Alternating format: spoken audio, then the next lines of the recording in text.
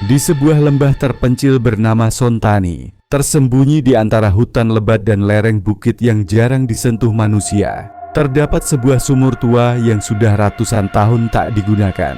Warga sekitar menyebutnya sumur silam, karena konon katanya, siapapun yang menatap ke dalamnya terlalu lama akan kehilangan arah, seolah jiwanya ditarik ke dalam kegelapan sumur itu. Sumur silam terletak di bekas halaman rumah panggung tua yang sudah hancur dimakan waktu. Rumah itu pernah dihuni oleh seorang dukun perempuan yang dikenal sebagai Mak Sira, yang konon punya ilmu hitam sangat kuat dan sering melakukan ritual aneh di malam Jumat Kliwon. Ia tak punya keluarga, tak ada yang tahu dari mana asalnya. Namun, semenjak Mak Sira tinggal di rumah itu, banyak kejadian aneh terjadi. Hewan ternak mati mendadak, anak-anak menghilang tanpa jejak, dan kadang terdengar suara jeritan dari hutan saat malam. Hingga pada suatu malam, warga yang sudah tak tahan dengan teror dan kematian demi kematian itu, membakar rumah Mak Sira. Tak ditemukan jasadnya di antara puing-puing hangus, hanya sumur yang masih utuh berdiri, seolah menolak dimusnahkan. Sejak saat itu, rumah itu dibiarkan rusak bersama waktu, dan sumur itu dikutuk untuk tidak disentuh lagi. Bertahun-tahun berlalu, cerita tentang Mak Sira berubah menjadi legenda lokal yang ditakuti anak-anak dan dihormati orang tua. Namun, seperti kebanyakan kisah lama, rasa takut itu mulai luntur di kalangan generasi muda. Apalagi setelah seorang mahasiswa arkeologi bernama Raka bersama 3 temannya datang dari kota untuk melakukan penelitian tentang situs-situs mistis di wilayah tersebut. Mereka mendengar cerita dari warga tentang sumur itu, tapi menganggapnya hanya mitos yang dibesar-besarkan.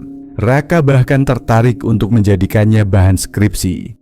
Maka mereka memutuskan untuk bermalam di lokasi tersebut, mendirikan tenda tepat di sekitar reruntuhan rumah tua, hanya beberapa meter dari mulut sumur.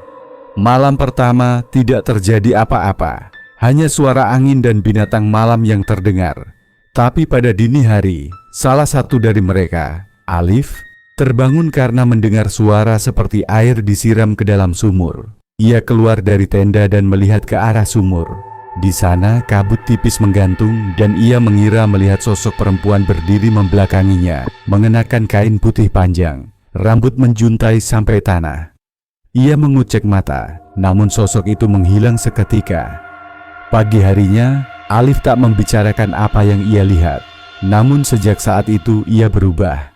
Pendiam, pandangannya kosong, seperti seseorang yang jiwanya tercerabut perlahan.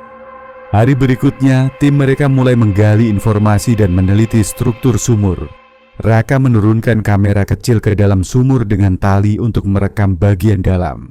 Saat mereka memutar rekaman, terlihat bayangan-bayangan hitam berkelebat di dalam air, dan di detik-detik akhir muncul wajah perempuan dengan mata hitam pekat menatap lurus ke kamera. Begitu dekat, begitu nyata. Kamera mati seketika. Mereka terkejut dan mulai panik. Namun karena alasan akademis, Raka bersikeras untuk tetap melanjutkan penelitian. Malam kedua, mereka tidur lebih awal, tapi sekitar pukul 2 pagi, Fani satu-satunya perempuan di kelompok itu menghilang. Tenda yang ia tempati kosong, senter dan jaketnya tertinggal. Raka dan Edo bergegas mencari ke sekitar dan menemukan jejak kaki mengarah ke sumur.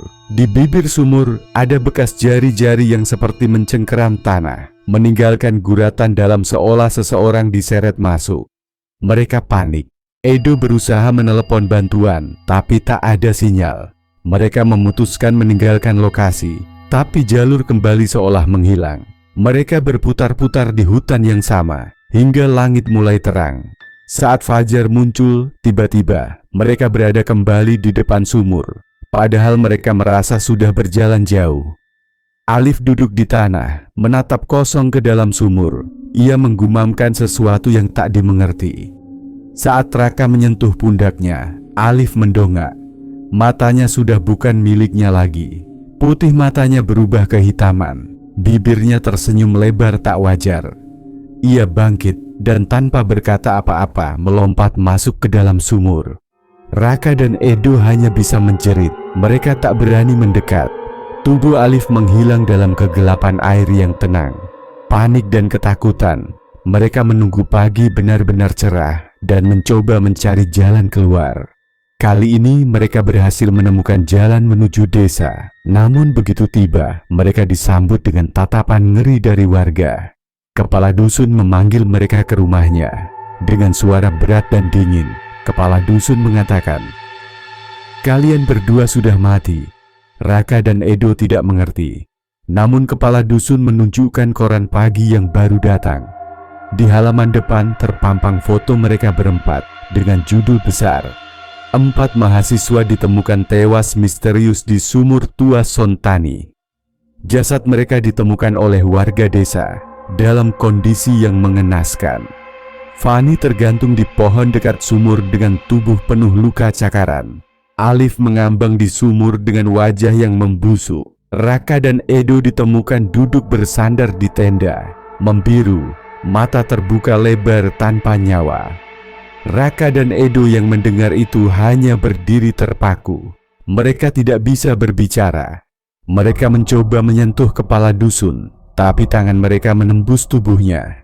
Mereka saling menatap, dan saat itu mereka sadar, mereka bukan lagi bagian dari dunia ini.